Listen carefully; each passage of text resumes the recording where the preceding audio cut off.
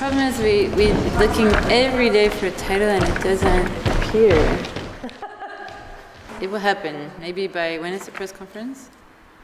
I think that next week. By then, 21st or something. we hope to have a title. Okay.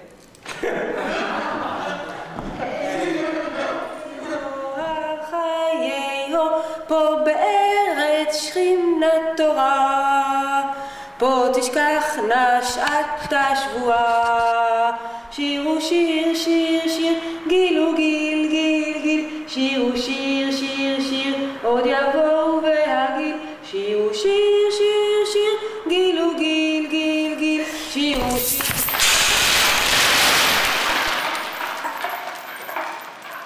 I mean, it's in one sense about rites of passage and marking events and what are those, how you do that for yourself, but also how much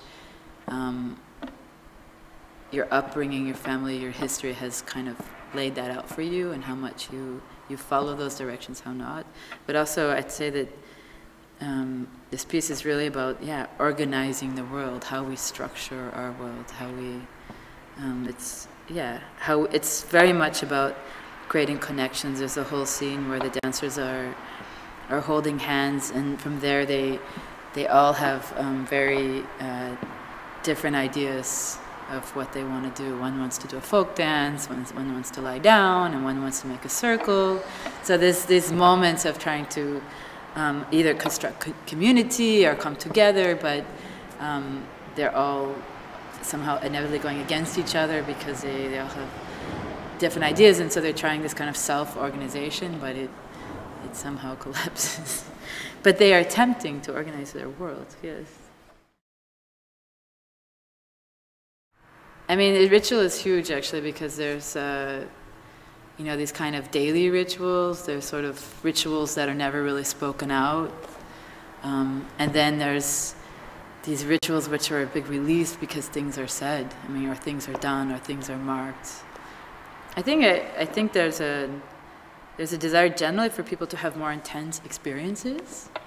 I mean, I don't know, people going on pilgrimages, or I don't know. I mean, in any sense you can describe an intensity, and there's also, I think, a need for the sacred, like to kind of inject sacred time into everyday life.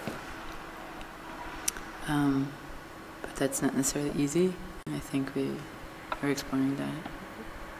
Practically, it's interesting to think about rituals because it formalizes the material or the states or the actions. It's like there's an activity, there's an action, and then it stops and it resets. It's kind of a complete contrast to something that's impulsive or improvised. Normally it has a sequence, there's a series of events, people know what should happen, and it can be quite uncomfortable or a bit shocking if things go wrong. So I find that quite an interesting setup.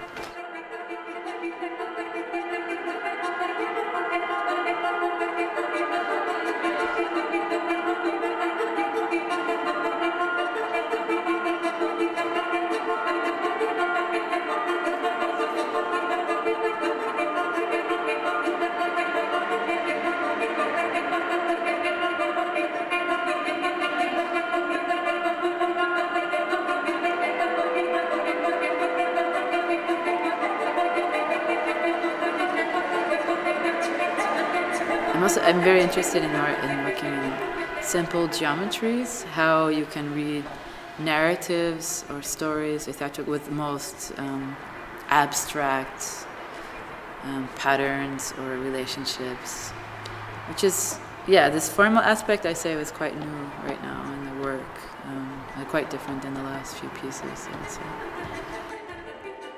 I find this space particularly because I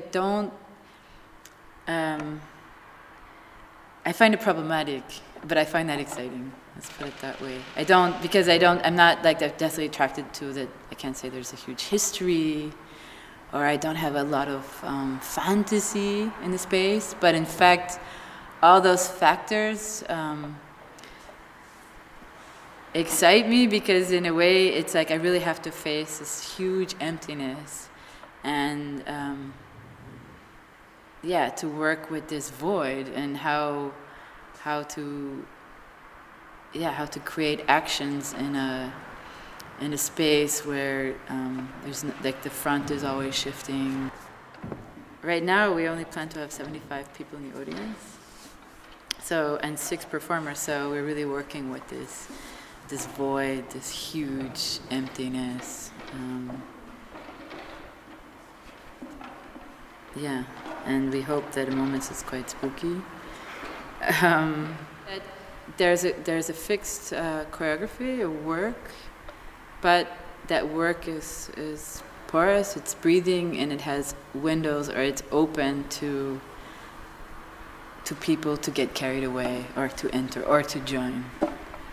It's a huge test for us, but we're quite interested in that. Skipping. There's a theme of skipping in the piece. And skipping is a really playful action, and when you start doing it, you can't, I don't know, you can't help but have a kind of silly smile on your face. I would say skipping is the #1 strategy. Can we see the silly smile? Can you skip first? Is it? Yeah, and now skip out of frame, and that's how we can end it.